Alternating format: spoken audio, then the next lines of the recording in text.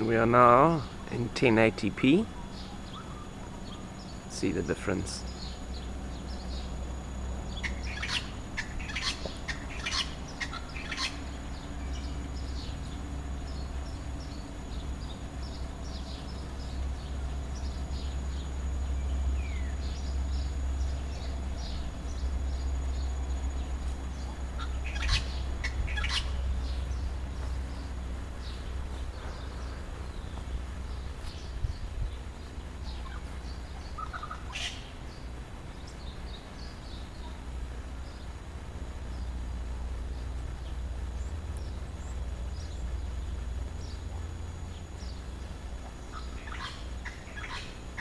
That's where Selwyn's knocked down. That's where they're going to do the extension.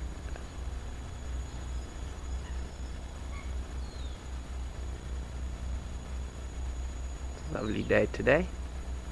Sun shining. Last after a week of rain. It's the deck in the garden. See how the zoom works here. Rick's little bike. All camera shake is a bit hectic.